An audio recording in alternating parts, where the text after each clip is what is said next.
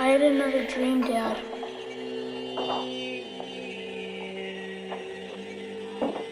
I understand, son. But we have to get on with it, right? We each have responsibilities. Yeah. So I think it's time you and I had a little talk. So convenient that she tells us. The Zoom lady. I'm going to start by telling you a story. It's been a long time since I had an album, kind of really surprise me and get a hold of me. Recently, I listened to an album that kind of gave me that feeling again. It reminded me of when The Fragile came out, because when I became a Nine Inch Nails fan, Downward Spiral was already out by the time I'd even heard of them. So The Fragile was really the first new Nine Inch Nails record for me. So, as a fan, super pumped for it, waiting for it. Came out just before my oldest kid was born, actually. And so I was thinking about that the other day, how I missed that feeling. Something about that album had like a feeling to it. I missed that. Yeah. And I woke up the next morning with a song in my head, which is by this artist called Halsey. And she had done it for the Birds of Prey soundtrack. It's called Experiment on Me. Great song. Mm-hmm. And I had checked out some of her other music and didn't find any of it too entertaining. And by some weird algorithmic miracle of YouTube, I opened YouTube that day to check on something. And then in my suggested videos was this interview with Halsey and Trent Reznor and Atticus Ross. And I was like, that's interesting. I wonder what the three of them are together for. So I looked, and it turned out that Trent just produced an album for her. Like, oh, interesting. Basically wrote the whole thing, mostly along with her. I guess she had some like demos or whatever, and he kind of just took over and did it. And there's a few comments in the interview where he had mentioned kind of thinking about doing a Nine Inch Nails record and shying away from it, wasn't sure he was ready, and how this kind of lit that fire under him, right? Which was pretty cool. So I throw on the record and I start listening to it, and it's the best Nine Inch Nails album in years. Like it, it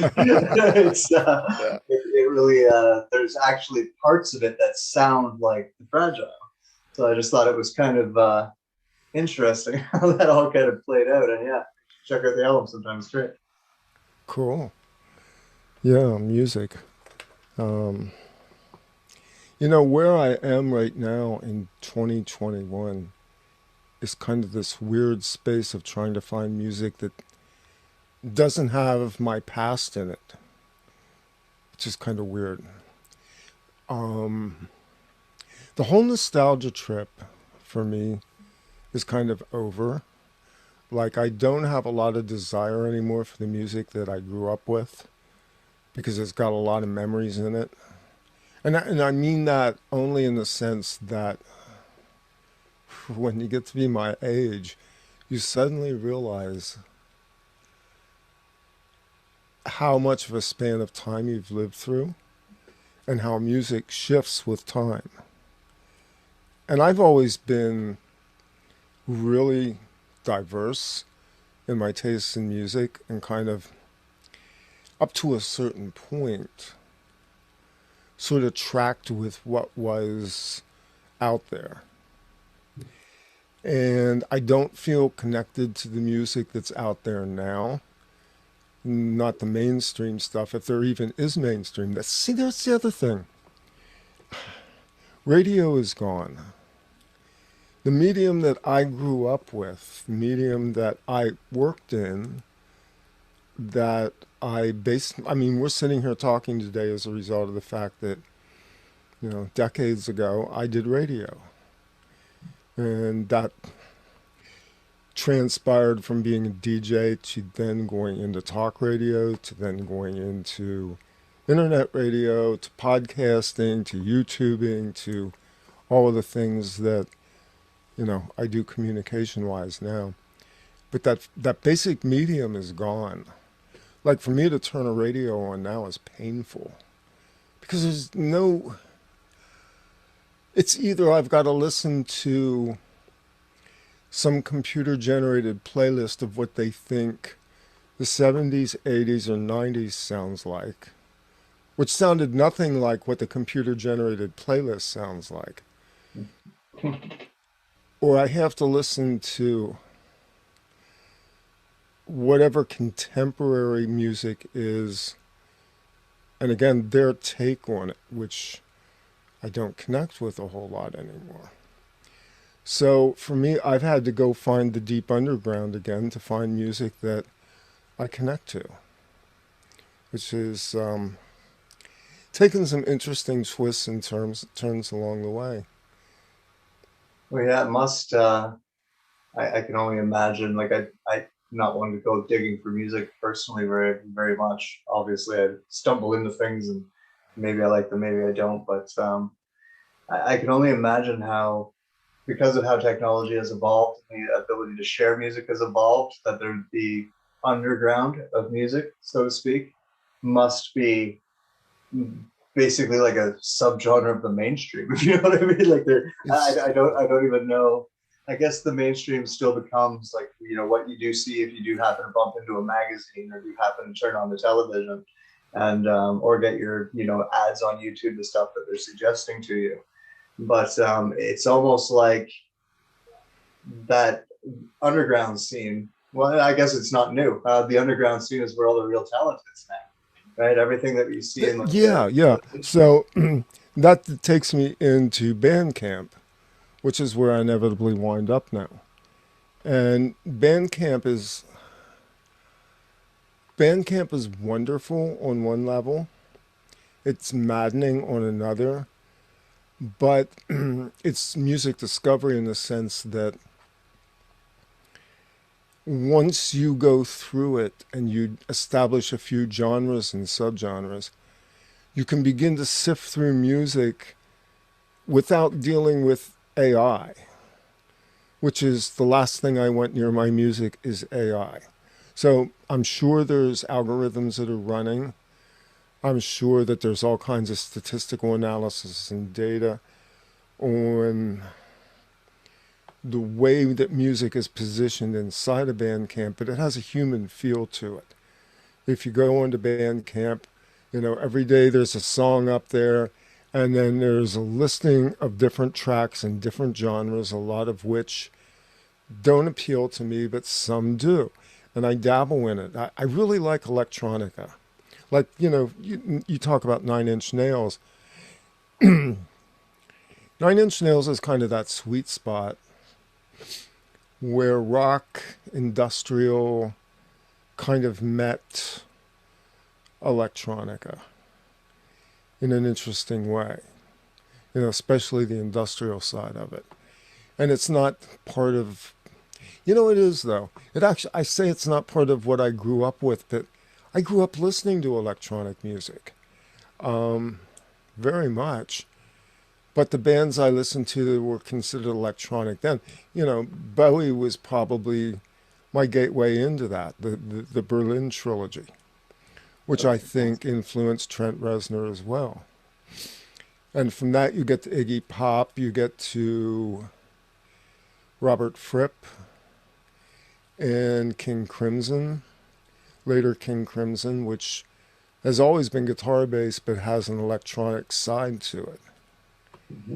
And so what I've found myself dabbling in now is different subgenres of electronica. Some of it dance music, which I love.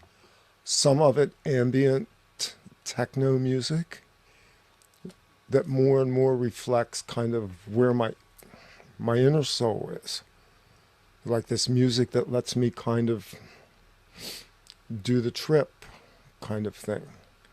Music that I can sit back and kind of do, well, let's just say get mushroomy and have that ambient cushion there. So music is a really different space now. I struggle to find vocalists specifically an emotion like I used to find in music decades ago. And some of that's probably just because I'm not looking for it anymore. But I'll tell you, let's show you something here. I may have brought this up sometime before. You know what that is? Oh yeah, yeah, yeah. It's a That's old school. Sony mini disc Walkman. I own half dozen of these that play these. Crazy. That is the way I consume music now. I have one of these in my car. I have one hooked up to headphones in my bedroom. A couple of them here in the studio. And the reason why I'm using them is because this has become a conduit of madness to me, being plugged into a phone. Because of, first off, because you constantly have alerts popping up, which disrupts the listening thing. But even on an iPhone with a good set of headsets, sorry, the audio engine doesn't cut it. Sorry, Apple, just doesn't. Despite the fact that this is a lossy compression device, the audio on this recorded properly, and I can plug this into a computer and transfer tracks to it. This unit was built in 2004. I have some here that were built as early as 1999 Wow. that let me plug in into the computer, and there's new software that's been written for this. The last couple of years, oddly enough, saw development of new software for Sony mini discs for some reason. There's one called Web Mini Disc, which you basically can go and use Google Chrome for, plug your disc in, and over the internet, you bring up an interface that lets you transfer tracks from whatever device you have onto one of these. Yeah. I wonder if that's probably the closest we can reverse engineer music at this time to like tape and like a Walkman or a Discman, right? That's probably the closest to getting back to one of those that you can get, is that little device. This is a Walkman. Well, yeah, It's branded as a Walkman. yeah. And it's smaller than a CD player. It's, as you can see, probably about the size of a pack of cigarettes. Mm-hmm. You can put it in your shirt pocket. And it's retro enough, and because it doesn't have net connectivity, for me to be able to I can take this and stick it in my pocket and go for a walk with it. I can leave my phone sit on the desk, and I'm not being tracked. I don't have all the bandwidth following me around. And I make mixtapes with it. So like I've got probably about 18 terabytes of data storage connected to this computer over here that's my main workstation that I use for production. And over the years, I've ripped CDs and vinyl records and, the occasional foray into Pirate Bay and other torrent sites, and aggregated a fair amount of music that lets me then put together mixtapes, discs that kind of, sometimes I don't even know what's on them anymore. Some of the discs I have they date back to the early 2000s. Wow. Back in the heavy days when I really did use these a lot. So I'll throw a disc in, and the only thing I know is the mood to the disc. It'll have some captioning. Sometimes I put artwork on it, or I use different colors. But these discs have different types of music on it that are just mood context sensitive. They kind of let me take a stroll inside my head with music that kind of flows the way music would flow when a really good disc jockey sits down and just starts spinning. And so that's my music consumption now, and some of it isn't new. Some of it is, and some of it is stuff that I buy online. I go onto BandCamp and I'll buy like it's a band I'm listening to right now. King Gizzard and the Lizard Wizard, oddly enough. Very interesting band. It's a very interesting title. Yeah. They kind of fit into that techno, progressive type genre. They go through the whole dynamics thing. They do drone, they do metal, they do some vocalization. A lot of really good percussion and bass lines. That's another thing. I'll listen to drum and bass music a lot because I like the grooves that they build with it, which is a lot of it for me. A lot of it isn't even the lyrical or emotional content. I can appreciate a good groove that gets built. And so for me, music consumption has become disambiguated by the system and more kind of like what my own internal pilot's calling for on any particular day. Like definitely, the internet definitely allows that for you, right? Like, doesn't matter, which technology you listen to it through now, to be able to just call on music whenever we want to. Yeah. Something we dreamed up when we were kids. I was having a interesting conversation with my youngest kid about like making music and learning music, and how we didn't have things like YouTube. Today you can go on YouTube and learn how to play guitar, you can learn how to play piano, you can get music lessons online. That's changed so much. It's provided the opportunity for people who have talent or maybe a natural calling towards any of these things to actually go out and put their hands on something too, which is really good.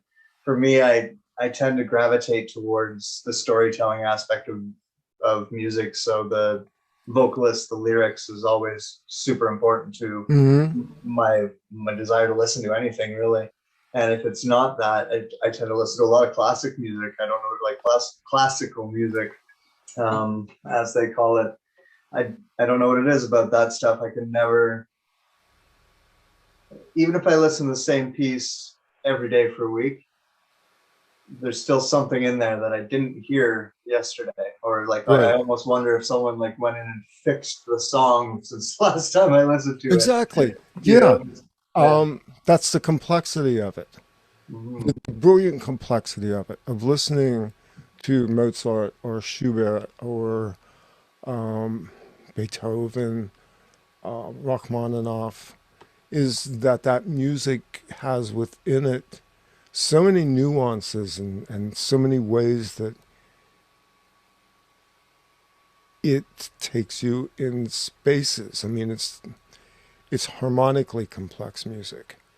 And it's music that was written in an era before, really even before modern notation and modern tunings. Listening to Baroque music's interesting because it's music from another time completely. Yeah, the way the 432, 440 difference. Yeah, right, yeah. I still tune my guitar to 432 for sure. Do you? Good, good for you. Yeah. I actually picked one of those up for the first time in probably a year the other day and tuned it to that. But yeah, it does something different. I know, like, there's even some YouTube channels you can go on where they've repitched things to that. You can just, I don't know, it does something different. There's something to be said about the effect of, frequency sound on matter, right? And therefore, like you and I are both well aware, because I know that you've looked into this just as much as I have, but maybe some people listening to haven't, is, these frequencies affect matter, and therefore they affect us on a biological level. That's why certain beats are kind of always similar, and that's why,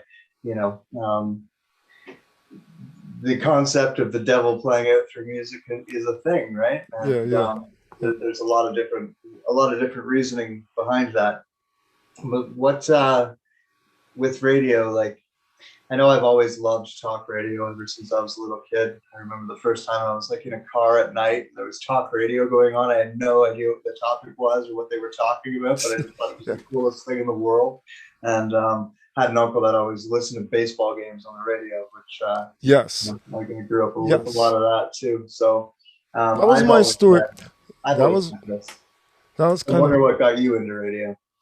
that was my story as a kid. So I was probably about 8 or 9 years old, and I mean, my family didn't have a lot of money growing up.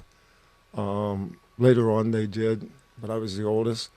So one year for Christmas, probably my ninth Christmas, I got a transistor radio. It was a red transistor radio with one of those telescoping antennas that held in your hand, had a round speaker, and it had, I remember this, 8 transistors. Now this was a big deal back then, because the number of transistors you had in the radio, it's kind of like CPU, the number of cells you have in your CPU in your computer, of how powerful it was.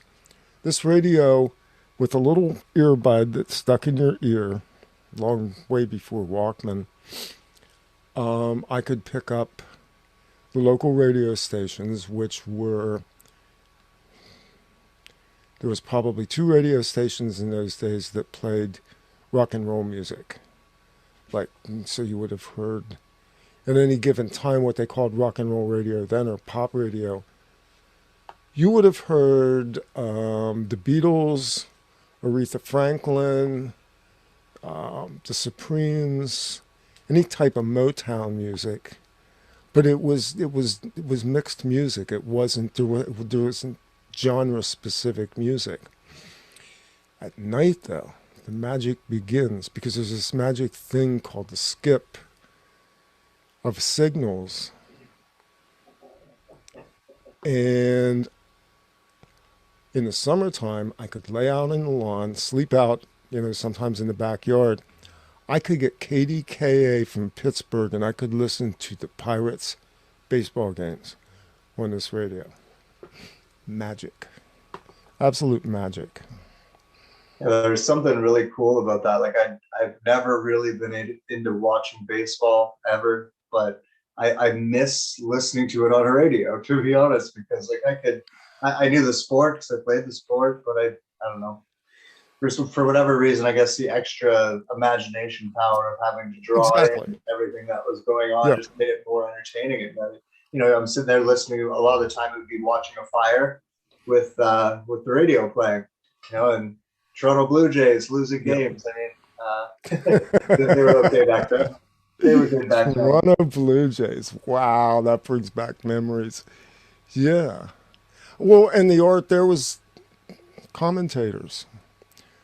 Like in the United States, we had a number of very famous ones.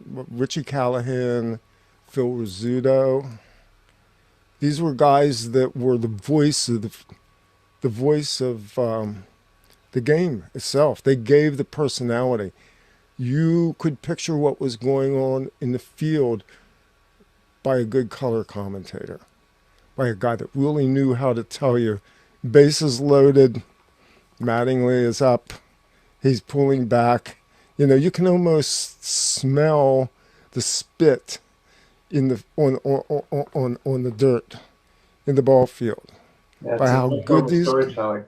by how good these guys were at commentating. And it was theater of the mind.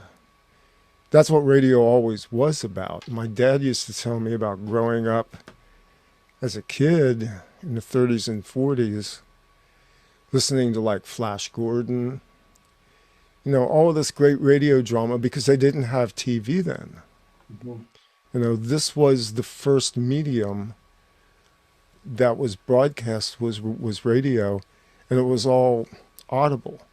It was all what happened between your ear and the speaker. And so there was a real art to this in terms of presenting anything, whether it was news or whether it was syndicated soap operas, which I used to have, or listening to Flash Gordon. I mean, we're going way back now. And, it kind of strikes me, just last year, and this is not political at all, but last year Rush Limbaugh died, who was probably the last of the great radio men. Agree with him or disagree with him, Rush Limbaugh at any given time could piss me off royally. But I will say this. He had an ability to communicate on a visceral level that very few people had because he was from that tradition, that old tradition of radio. And so whether you agreed with him or not, oddly enough, a lot of his political opponents listened to him because what he said had impact. And it was because of the mastery of his voice, his ability to communicate ideas verbally that were visual. And see, we're kind of in that space now where, you're building imagery in your head, which is what any good communicator does. And that goes for music as well, what you were talking about, storytelling. The art of being able to put a story into a song. That's what the early folk artists did. That's somewhat alive today, I think. I'm trying to think of anybody that's really good at this now. You probably know better than I do. Well, I mean, there's lots in their own right, really. It depends on how much you value the story, I suppose. But I think like an earlier representation for me has always been like The Wall by Pink Floyd. I feel that that's kind of a gold standard for me personally, just Yep. in what I was exposed to growing up. That was always the first album I looked at, and I was like, oh, he's telling his life story, and right to this day, like even with the album I was talking about, the young lady's telling a story of progression of a specific part of her like personality and her growth within that aspect of her personality. And it is kind of like a concept record, as they call it, in that sense, in that you can see like a path through it. And that's always fascinated me. And so even going back to the Fragile by Nine Inch Nails, very similar type thing. It's what I liked about Marilyn Manson. He was good at doing albums that were kind of themed that way. And yeah, you can tell a lot through lyrics and vocals, but you can also do it with music, which is like another influence. Like you mentioned King Crimson, they're amazing at that.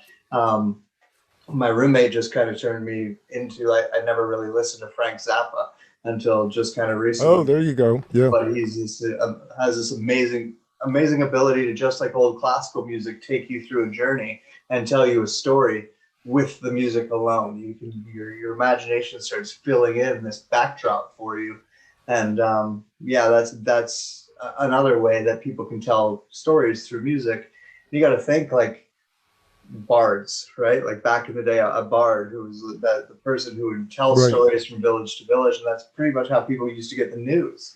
They'd get it through music. It would be the bard who traveled from village to village and let everybody know what he saw in the other town. And there'd be, legends and myths would get started, of course. So there'd be fake news, but it's the minstrel, preserved in song. The village to village telling the story in song and folklore. Yeah. Like hymns and stuff within churches, it's been passed on that way as well. Mm-hmm. So yeah, there's a lot of room for storytelling within music and preserving, thoughts, emotions, philosophical events, ideas and events, and preserving it for another generation to come across. And I personally, because that's what I value the most when I listen to music, it's become rarer, more and more rare for me to find that in music. That's something I feel like I'm missing in music. So when I hear something and I get kind of excited. Yeah, that's if you talk about the troubadours and think about Bob Dylan and what Bob Dylan was basically a troubadour. He basically started in the tradition of Woody Guthrie and the beat poets back in the 50s. So you had Jack Kerouac Neil Cassidy. These were before hippies. These were beat poets. Allen Ginsberg is another one. Yeah. It translates over into the spoken word. And you go back through that time and you listen to beat poets, or you listen to the early folk music, you have a sense of time from that, what was being communicated, which at that point in time was I guess now what you would call liberal cause. Most of it was based around labor issues at the time. I mean, early folk artists were very much into labor issues of unionization and equal protections for workers, miners, people that were doing dangerous, dirty work for practically nothing.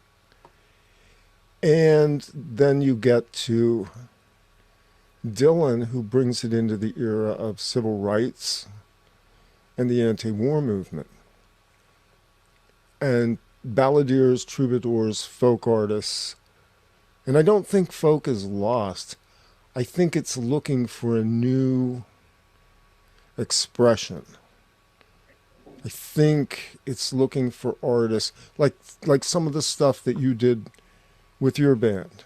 Mm-hmm. You know, very much, it's not so much the acoustic guitar and the harmonica. It's not the instruments. It's the expression of a sentiment, a set of ideals, and a story that goes behind it that sets the stage for bringing ideas forward. Well, yeah, that's very missing in music, and I mean, you and I have, you know, a million different levels we could speak to that at, but you know, just the idea of using music to, you know, like Bob Dylan, try to create the idea of revolution, not maybe a revolution, but the idea of revolution and evolution within people. You know, it's not valued so much anymore. And it seems like the people who have the platform to do it definitely aren't doing it.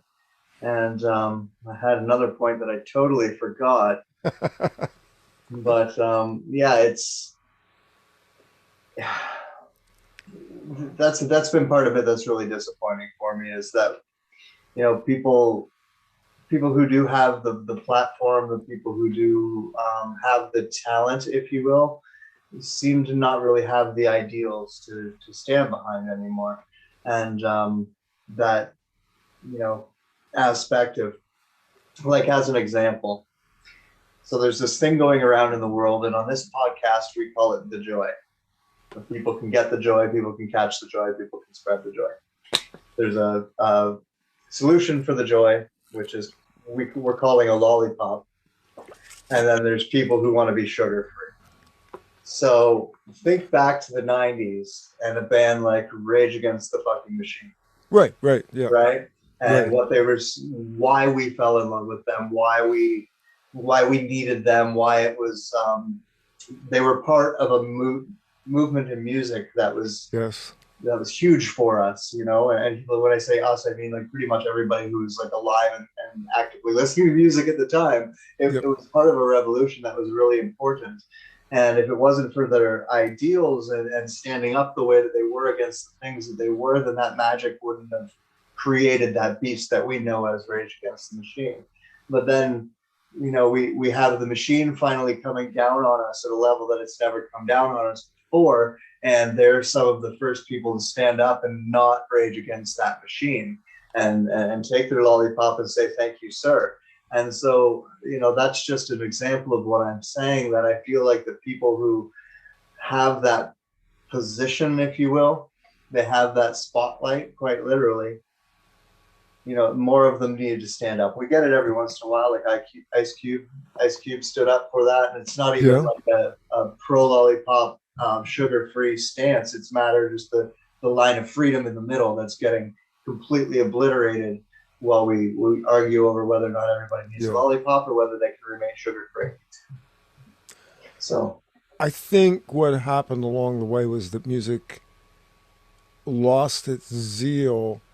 It became commercial on one level, but it also became frivolous. It became dance music, party music, fun music, or, and I don't want to pick on anybody in any genre, but a lot of it became debased in a way that, do you want to dwell on the lower chakra all the time, or do you want to raise the energy level to something a little more cerebral, or just center it here in the heart, which is where music really belongs anyway.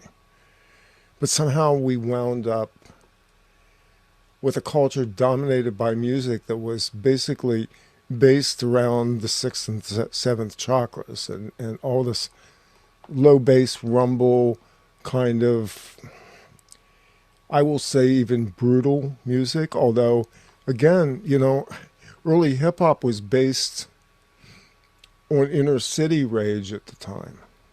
I mean, rap music, hip hop, or what you call modern rhythm and blues, was born out of a riot in Queens. It was born out of the rage that came out of the summer of 1977. I was in New York then, and I remember seeing the dancers in the street, the hip hoppers, the guys with the great big boom boxes, and the break dancers. And that music was born out of necessity, a message. So, like the early ones, LL Cool J, I'll date myself heavily here.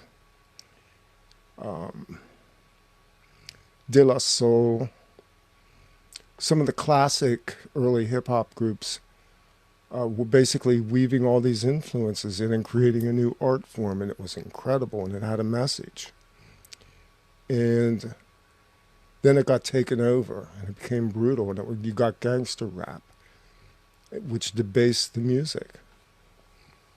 Yeah, it's funny. I was going to mention this hip hop music earlier because that's one of the places where some people are actually, still using that They are, form to tell a story and to do it. More so even than rock music these days, or even punk music. Well, definitely more than punk music, which is ironic as fuck. But it really is. There are a lot of hip hop artists out there who are using their medium of rap to tell stories and deliver a message and try to influence people for the better, which is nice to see.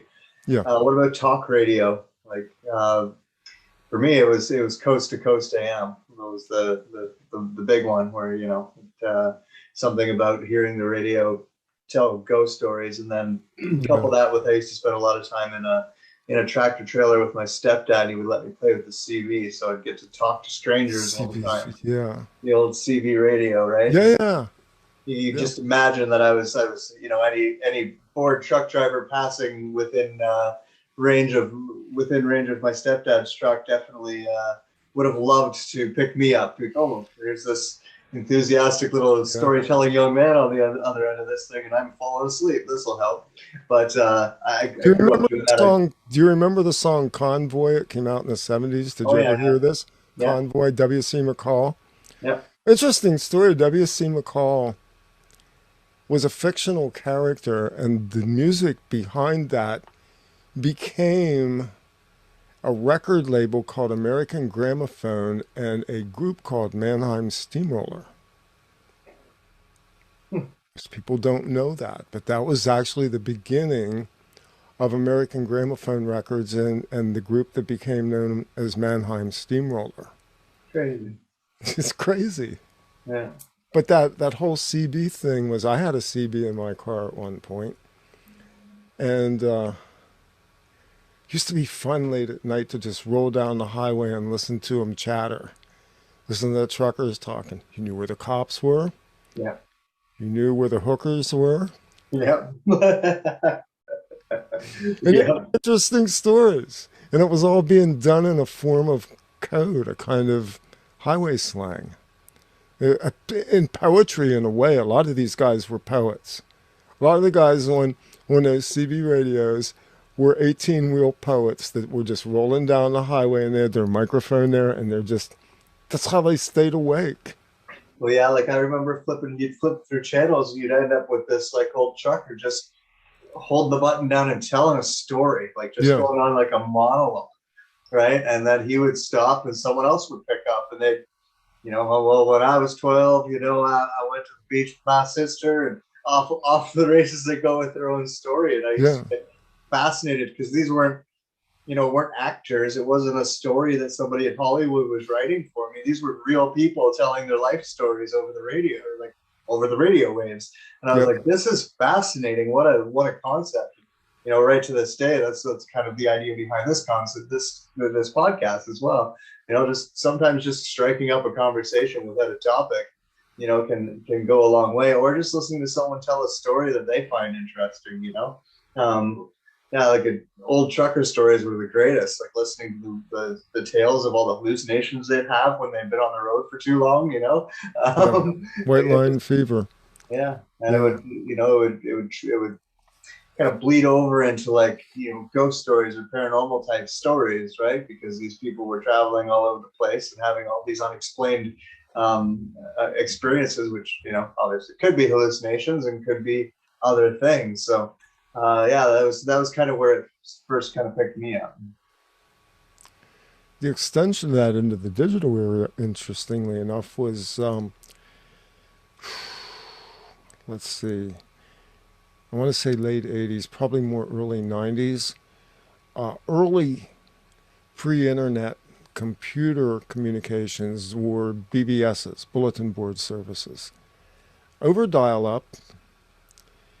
And then you could use a BBS to go into what was called the UUNet, Unix to Unix networks, which were networked, mostly university computer systems that were running Unix operating systems. And UUNet had within it all these different subgroups, of which one was IRC chat, Internet Relay Chat. And within IRC were hundreds of subgenre groups. Again, this is before the web. So back in like 91, 92, I was in IRC groups that were dealing with paranormal, UFOs, futurism, life extension. There was actually some very famous people that were in some of these groups at the time. People who were heavily involved with what became later things like transhumanism. And in the early days, the transhumanists were called extropians, and they were immortalists. They were people looking for biological immortality using science. Mm-hmm. The UFO groups were fascinating. There was a bunch of them, and a lot of them operated off of relay chats, but then some of them were also running what was called mail lists, meaning you communicated back and forth via email transcripts of a mail list with a bunch of messages on it. And people would type back and forth between each other, and over days you'd accumulate a computer-compiled list of messages, threads, the earliest threads before hypertext. And I don't know if anybody's done this. Somebody needs to get a hold of that shit. There's all kinds of legends there. There's all kinds of stories that need to be brought out. I suspect some of it has been taken offline because there's been a lot of purging off the internet. But this was pre-web. This was way, way before you had a web browser. You had clients. You would run clients on software to do this. But that was like the digital extension of the CD radio was these subgroups, these subgenres, much like music, and back in the day, that's how you discovered a lot of music too. There were a lot of musicians on there. They were talking back and forth. Had the ability then to exchange MIDI files, oddly enough. There was no MP3 at that point. but there were artists that were exchanging MIDI files. Kind of interesting. Yeah, it is kind of crazy. But yeah, I remember, you know, a lot of the different topics you mentioned there.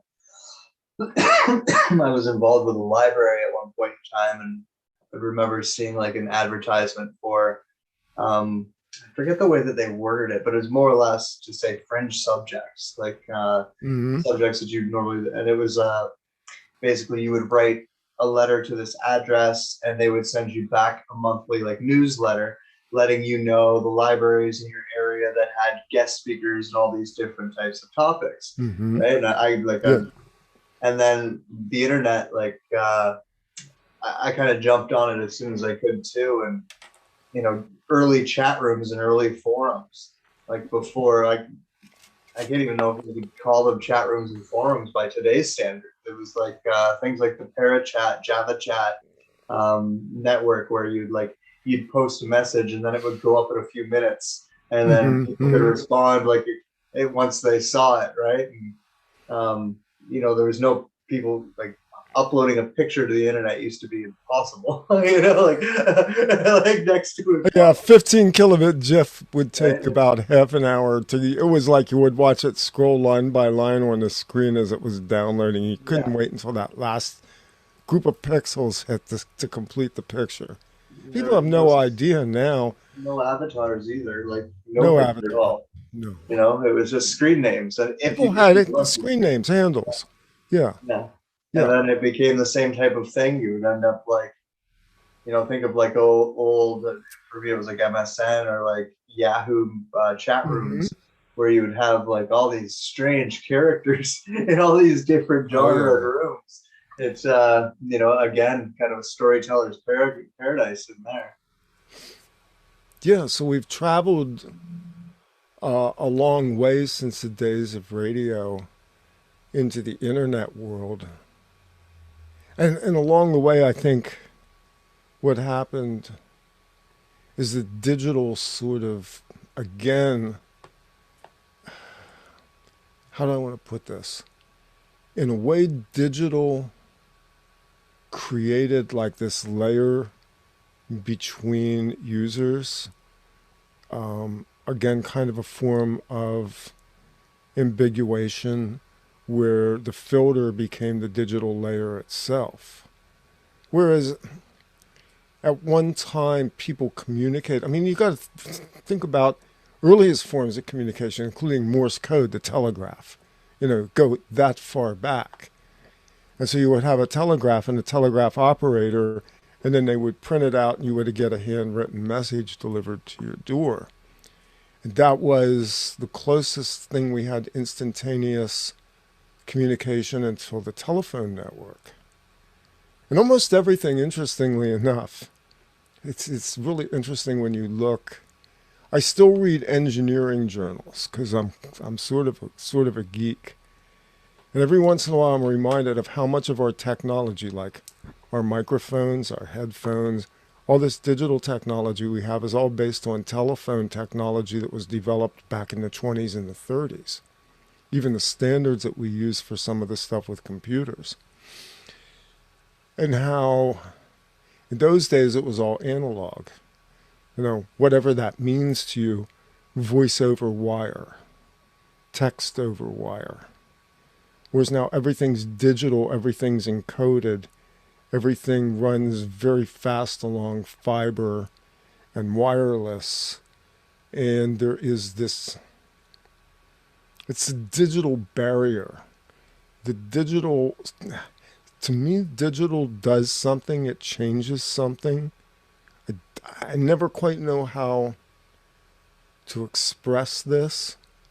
It's probably why I hang on to analog devices, like even cassette tapes. You know, I still have hundreds of cassette tapes, and I still have a working cassette deck. I still have vinyl records. Because somewhere along the line, the more we went to digital, there was an abstraction layer that came into play, where things don't sound as real. It was my complaint about CDs. Like in 1992, and Remember buying a CD player. It was expensive too. Actually, I think my wife bought it for me for Christmas. It was some really exotic, like 8-bit CD player. But listening to it and hearing the artifacts, the digital artifacts, and thinking, this doesn't sound as good as vinyl to me. Now, the truth of the matter is vinyl itself is not a perfect medium either. And tape always had hiss. Tape has what's called wow and flutter. So you have a whole noise floor there that goes into tape, and you have a noise floor that goes into the platform that you use for vinyl. But for some reason, those were warmer, like the warmth, even the crackle of a record. I have vinyl records where the skips themselves are part of the experience of listening to the record. Like if I were to listen to a digitally perfect copy of that, it would annoy me because I know where the skips are on my records. Yeah. You know, some of those records I've had since I was a kid. So we develop kind of a weird relationship with technologies. And see, for somebody who's grown up in the last 20 years, including my kids, and now my grandkids, they have no concept of that. Like they're kind of interested. I remember my youngest son going down to the basement and finding my Technics turntable, my DJ turntable. And he turned it on, and they have a strobe on the side of it that's so you can adjust the pitch on the turntable. And he proceeded to relate to his mother how I had this gigantic CD player in the basement. Because that was his only frame of reference. Yeah. Now my children grew up, they don't own record players. They don't buy music. They go on YouTube. They don't buy music. Yeah. And they don't know the even with the oversaturation of releases, they don't know the feeling of like waiting for a band to release a record. You know, like bands have kind of been forced into a situation where they kind of have to keep putting one out every year, right? I think like bands like Tool can get away with what they do, but new bands can't. You can't do that, and kids don't know what that's like either. You know, and like there's that whole like the wait. So like going right back to the beginning of the conversation where I was saying like waiting for my first new Nine Inch Nails album. You know what I mean? Like that kind of thing used to be a big deal to us, but because media is so oversaturated now in every medium, it's that kind of anticipation. Like we used to have it for anything you like. If you liked a television show, you'd have to kind of wait until you have to wait for it to come on. Yeah, there was and wait for the new season, you know. And like now, there's like Netflix series, and you binge them, and then maybe you have to wait 6 months or a year for season 2. But like, and then you binge it, you know. And I think the change in consumption has, in a way, made us stop appreciating some of the quality of what we're experiencing. And I think it's happening with, the jumps we've spoken about in audio. They're happening with visual arts, visual mediums too. Like comic books were like this. Yeah. Growing up, I mean, I was a huge comic book reader, and waiting for that next installment of Batman or the X-Men. Yeah. Was, and then every 6 months they would put out a real thick one. It was like what they called annuals. And the annuals were bonuses. It's like if you buy a CD and you get bonus tracks. Well, the annual was a compilation of the series put together plus additional bonus panels or bonus parts of the series. And comic books were like that. They were highly anticipated. When I was a kid, I knew what day the comic books hit the racks at the little drugstore in my small little town. Mm-hmm. And I knew when Batman was going to drop, when Submariner was going to drop, when X-Men was going to drop. We knew all this stuff. We knew over the holidays, this goes way back to the 60s, the Beatles would drop a new album every year at Christmas, except for 1 year. Except for 1 year. That's a whole other story. But the Beatles drop new music every year at Christmas because that was the high time of the year to buy stuff like that. The only time I got vinyl records was at Christmas. I couldn't afford to buy them. I could buy 45s. I remember buying my first 12-inch LP. I felt wealthy. Yeah. I bet you that 1 year that they didn't put it out was the year that they killed Paul and replaced him. Exactly. I bet you that's the year. You know what? I was 1967. The story about his one wife that he was married to just briefly, and then they divorced, and he gave her an absurd amount of money. Yeah. Like an absurd amount of money. They weren't even together for very long, but he was just like, take this money, shut the fuck up. Heather Mills. Want her to shut up about? I'll tell you what he wanted her to shut up about. He didn't want her to tell the world that he wasn't the real Paul McCartney. That's my story. I'm sticking to it. That's my story too. I go back to when this originally hit I was in junior high school when the original Paul Was Dead thing came out. And it was on radio. This was serialized on radio. It was the original one, I forget where it came from, but there was a disc jockey in Chicago at WCFL named Larry Lujak. Again, signal bounce at night. Magic could get Chicago radio stations sitting there riveted to the radio, listening to all this information, all the clues. We have all these records out. We're 14, 15-year-old kids looking at all the clues and the spinning the records backwards, listening. Does it say, I buried Paul? You know, turn me on. Like it said, I buried Paul. Yeah, yeah. So, I mean, this is the mother of urban legends. Is it true? You know, it's fun either way, oddly, in a really macabre kind of way. We're fascinated by death, especially celebrity death. Now, could you imagine if, like, something like that were to come out today? Like, and you know, all that explaining history that would have to be done. That'd be so much fun, especially with a celebrity. You know, especially if he was still alive. You know what's going to happen is he's going to pass away for whatever reason eventually, and then it's going to come out. He was never really Paul all along.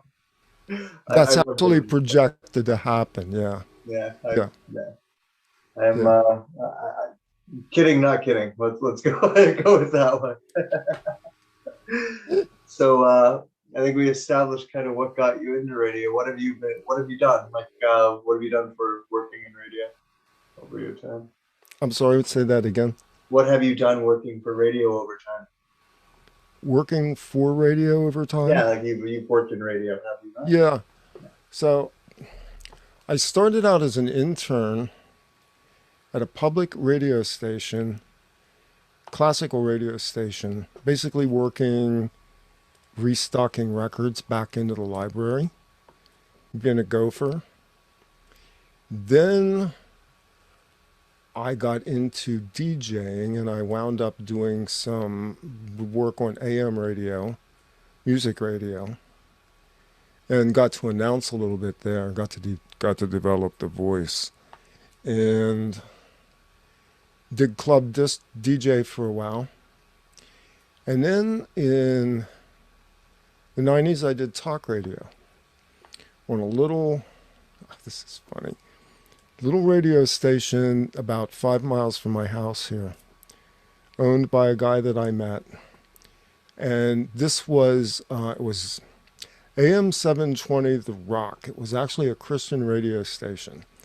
The interesting thing about this station was it was a 30,000 watt radio station sitting in a location with towers out in the middle of a field. When we were fully torched up at key times, we could hit three to five states. We could hit Delmarva Peninsula, so Delaware, Maryland, parts of West Virginia and Maryland. You know, the kids at home are going to have no idea what you mean by weekly. They have no idea what I mean. Right? Secret here. So this is a 30,000 watt radio station. Your average AM radio station today, the powerhouses are 50,000 watts. That's total amplitude that they can put out, total power. AM radio isn't linear the way FM is. And AM radio can skip. You can skip a signal. Here what they do is they have towers strategically located on the mountains. They skip the signal off the river to get a very long skip of radio frequencies. Go back and study basic radio frequencies. It's a whole science. But this station was actually licensed as a 15,000 watt stereo AM radio station. That was actually a thing for like 5 minutes until it wasn't, because nobody ever bought stereo AM radios. They never put them in cars.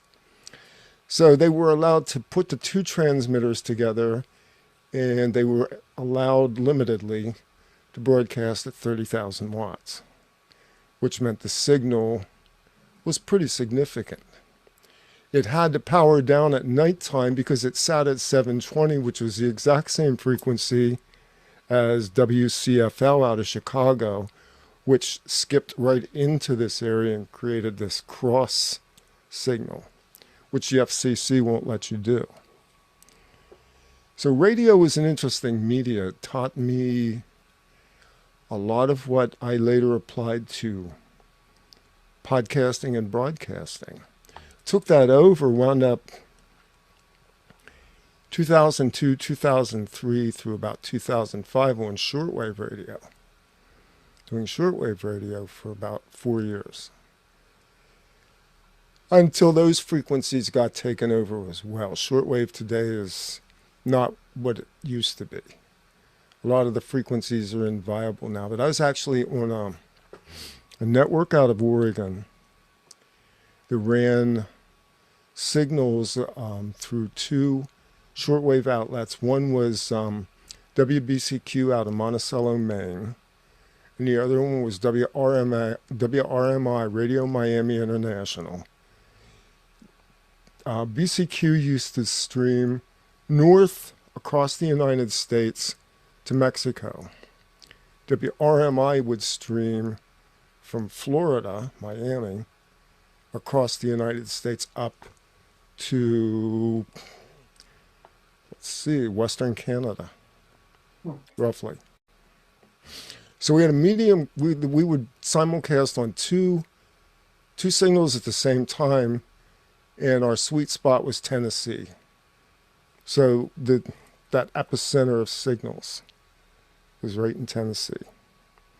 So a significant bunch of listeners in Tennessee, some of which I still have as people that listen to me today.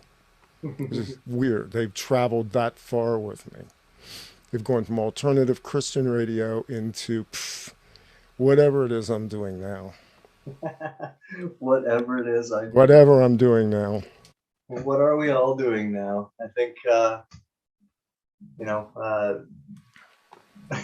Telling stories. We're telling stories. I'm telling stories. That's what we're doing. I think that it's about time to kind of take stock of things, right? Mm-hmm. Storytelling, and especially to try and call it out of yourself, it really does that. Like I would, doing therapy with people, I would often just like start off with, "Have you ever told yourself your story?" And then they kind of look at you with a blank stare, like, I don't know what that means. Well, like, have you ever just started at the beginning and told yourself your story? No. Well, why don't you start there, right? And I think that's there's a lot of people who've never really done that themselves, and I think hearing other people do it will help you do that, right? Like I know, like a lot of people, like if you were to listen to, like, say, I don't know, let's pick a big one, like a Joe Rogan podcast, and listen to an artist like Jewel on there when she was telling her story about growing up in Alaska and being homeless, and then going from being homeless to being a multi-millionaire. kind of overnight. Like hearing other people's stories kind of puts things into perspective in a way that, sometimes just going to work and going to the mall and hanging out with the same old friends in the echo chamber just doesn't really ever let you look at yourself quite as deeply.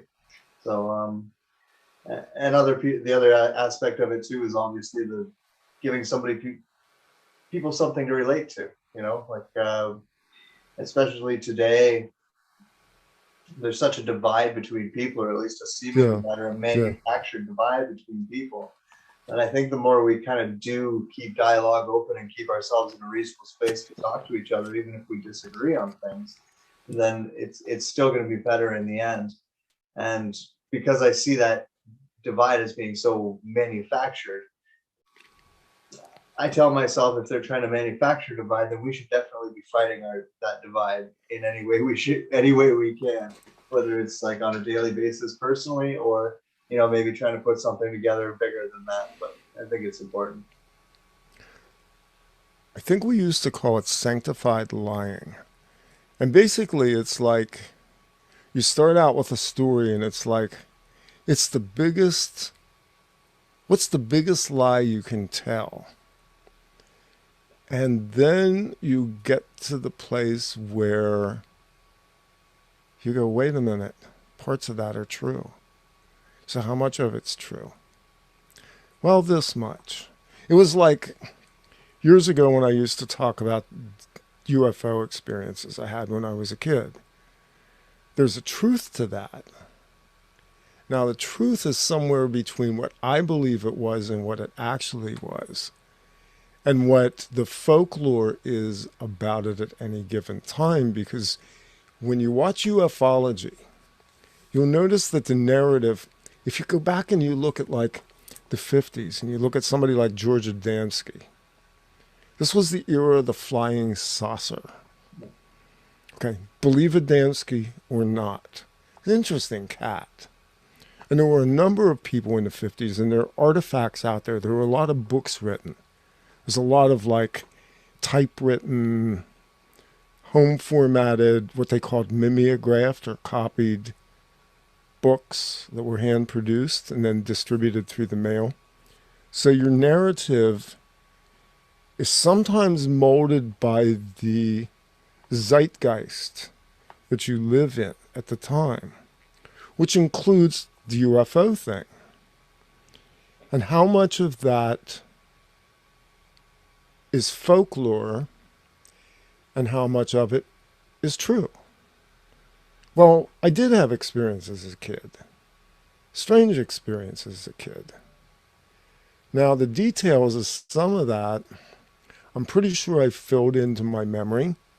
I'm pretty sure that those details there's aspects to it that I've talked to people about, like at a UFO conference. And one of them was, I said to somebody, I remember the smell, and it was the smell of burned ozone. And they go, whoa, that's exactly it. And I'm like, I don't even know where I got that description from. What the hell does burned ozone even smell like? I mean, to me, it's palpable. I know what it smells like. I know what that static feels like.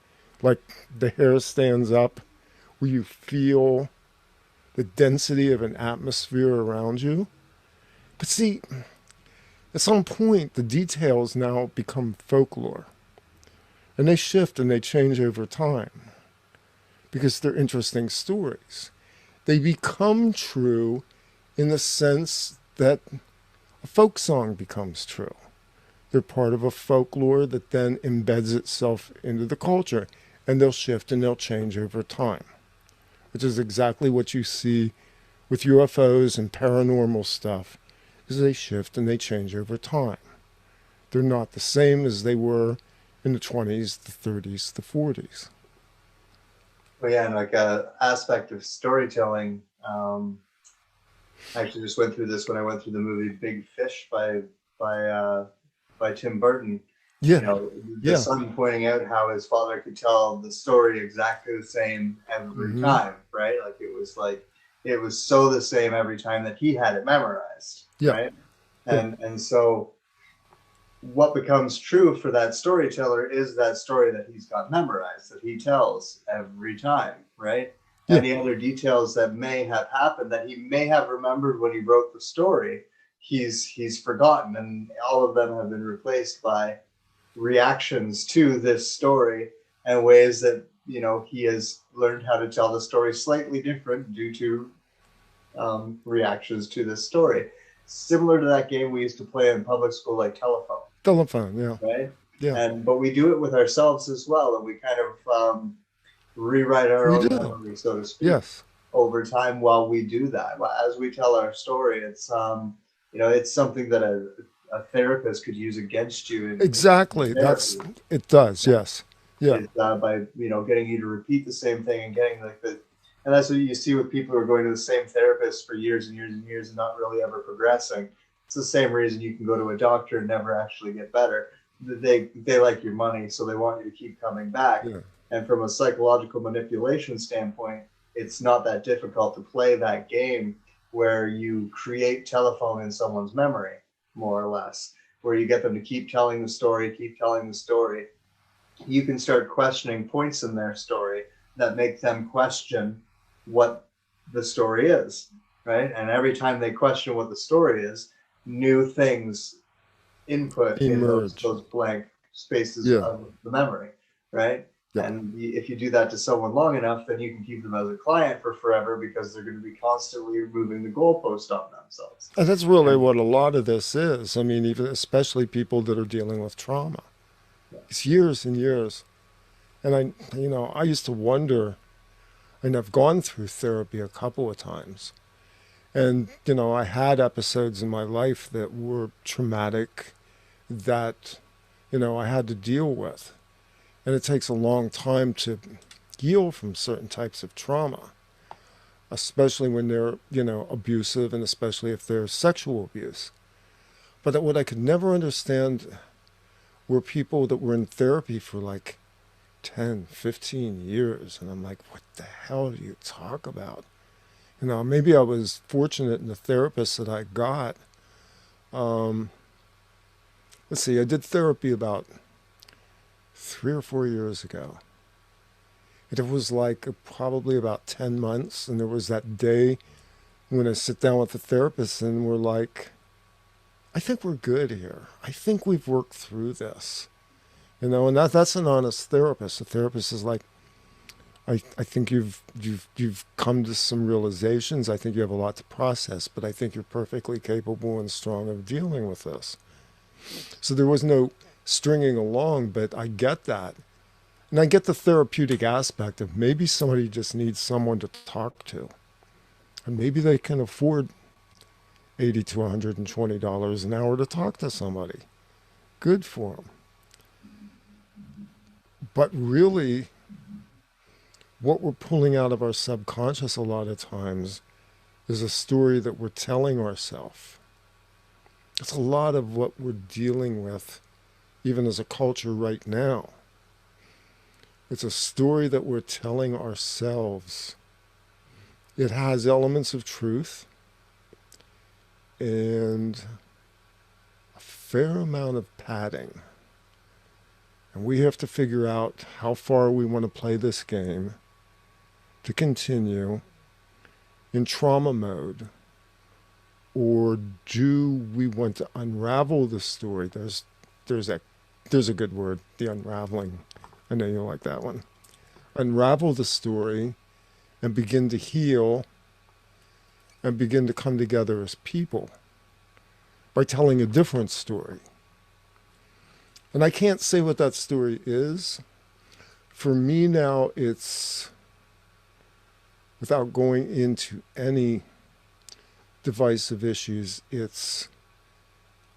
I want to feel compassion for what people have gone through as a result of what we've all gone through over the last 2 years. And I want that empathy to be the story of resolution, that we're all human, that we're all going through something, that we're going through a very intense time in this world, And we all need to heal, and we all need to help each other heal by not continuing to pick at the same wounds and tell the same abusive stories anymore. Very well said. That changing of the goalposts that I was talking about with the therapist is kind of what's going on, in our world right now. We're having almost like history rewritten in front of our eyes. We're being kind of gaslit on ideas that we've held true for forever. Like here in Canada, we have the sides of buses trying to tell us that kids having strokes is a normal thing. Yeah, I saw that. Right? Like, Yeah. it's not a normal thing. No. Don't do that to me. It's not, That's gaslighting. That's called gaslighting, exactly. On Toronto's news, they were talking about the number of lollipops increasing, right? It's supposed to be, two lollipops and you were good to go. Now they're saying that they always knew it was going to be 3, and that fourth would be a booster, right? Like that's another form of gaslighting. Now that's not what you said, right? Like that's never been the truth, right? Like it's not true for other vaccines or lollipops. It's not true for this lollipop either. Yeah. It's a game that they're playing on the public, and so of course, like what goes on in someone's like psyche when that's going on is they're like questioning their own reality all the time. Exactly. And Yes. that's making them feel something that they need to project at something, and so that something is being provided for them in this divide, right? Like it's the divide is visible everywhere you go now. So of course, like all that extra energy, people are just going to start throwing it into the chasm that manufactured divide, and forget about empathy for each other, forget about compassion, and forget about just simply speaking to one another or having communication with one another. Let's just, hate on each other and get the pitchforks out. And it's getting a little bit worrisome. And I think the only solution to it is some honest communication, right? I think it's like when you were saying, or what you were saying earlier, I think if we could just be honest with ourselves and with each other about everything at this point, put all of the bullshit off the table and just have the truth come out so we can look at it as ugly and as on fire and whatever it is, as long as we get to look at it honestly and then try to deal with it. But as long as, both sides of the divide are keeping their lies and valuing their own truth over any other type of truth, so much so that they're not listening to anyone else's truth, you end up with exactly what we see right now, which is like there's a split between science and the science, right? There's this right? Everything's sponsored by Pfizer and everything's kind of, so very obvious. And unless we're going to get real, that's not going to go away.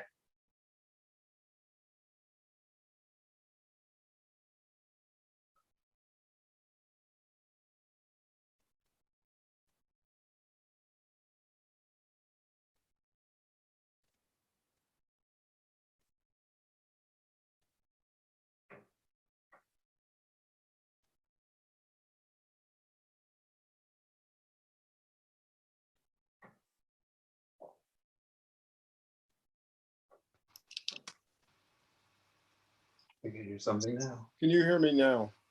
Yep. Yeah, my microphone interface locked up. So you're getting me through the speaker on the laptop at the moment. So kick back in. This is one of these technical glitch moments that you just go, there. Never happened. Nobody saw anything. Okay. But I think, like I was saying there before, that the getting honest with ourselves and with each other is really the only thing left to do. In some ways now, I think I was the guy that always went a red pill, and I'm not anymore. I think now, a lot of times what I do is I step back and I look at people and I hold a space of compassion and love for them. Like, this isn't like corny, soapy. This is like The future of humanity rests on one of two courses. We're either going to destroy ourselves and each other over an issue that was designed to divide us, or we're going to learn the power of love through this and beat the controllers at their game. Because they're relying on us operating like them through the lens of a psychopathic system. So the more that we nurture the empathic side of it, the side of it that errs on love, the side that says, you know something, I could walk into a room like Jesus walked among the lepers. He was never concerned about getting leprosy. You know, if you just, there's those stories again. Are they true? It doesn't matter. What matters is that there's an object lesson there. I'm less worried about a virus that can kill me than I am the virus that infects the mind of humanity, that takes away our emotion, our empathy, our compassion, and the beautiful part of us that's both beautiful and fucked up at the same time. Because that's what we really are. It's like the Sarah McLachlan song, you know, you're a beautiful fucked up man. Well, that's what we are. And that's the beauty of us. We get to be all that at once. And so rather than the recrimination and the accusation and reviling other people for decisions that they've made, some of which I think many people now are coming to realize they were deceived, we allow that process to go forward. We allow the lies to expose themselves through an act of love that says, look, I'm not willing to let this come between thee and me. Kind of was it Martin Buber, who wrote books back in the 70s, I and thou, thee and me, you know, of taking the egoic differentiation and wiping it out by a single entity that comes together like this. And two people meld regardless of their differences, regardless of their backgrounds, their opinions, whatever. And we see this when we look into history. We look into the background of the most horrible events, wars. The famous World War I story where the British and Germans are out doing trench warfare and it's Christmas Day and they just go, fuck it, I'm not fighting today. Let's go get a game pheasant. Let's do something that feels human. And for a few hours, they became human beings again. Looked each other in the eyes. See, those stories show up, you know, in concentration camps. They show up in the jungles of Vietnam. They show up in Afghanistan. They show up in Iraq, because human beings are exactly that. And the psychopaths that want to split us don't understand that level of us that is truly human. We have to kindle it. We have to take the spark of it right now, and we have to fan that fire and let that fire catch again. And we do it with stories. We do it with music. We do it with smiles across the space. I make it a point when I go out in public now, because I'm not overly sociable, but I make it a point now to smile at people and acknowledge people and to look people in the eye, and if they have masks on, to engage them. And to be more human in the face of an inhuman situation. That's, you know, that's our hope. Our hope is we have to find the stories we want to tell, the songs we want to sing, the comic books we want to draw. All of that, everything that we've just talked about, you know, that's what's human. I absolutely agree, and that's. I think I want to end it there, just because that was just so well said. And, and really wraps up, everything that we've been talking about. So, yeah, thank you much, Randy. You're one of the few people I can have that kind of conversation with, my brother. Well, I hopefully then, some people will. There's more of us out there, is what I'm trying to get out here. Is like there are lots of us. We're spread out all over the place, and some people are still worried about stepping up and speaking, right? Like there's some men out there who need to take their balls out of their purse. Exactly. And there's some women there who need to remember how powerful they are and stand up and start speaking with each other and networking and figuring this out. There's a lot of people out there, even people who have 2 lollipops and who don't care if it's sugar-free. Yeah, exactly. There's lots of people out there with 2 lollipops who still agree that everything else that's being done in the name of the joy is nonsense. And we need to kind of stand together about this. And there's lots of people out there who have 2 lollipops, and there's lots of people out there who are sugar-free, who have great stories to tell and good hearts to show you. So, there's no sides to this. A little bit of sugar is okay. A little bit of sugar. A little bit. Exactly. So, it's we're all on this. We're on the ship together, right? So we are, man. We are on it.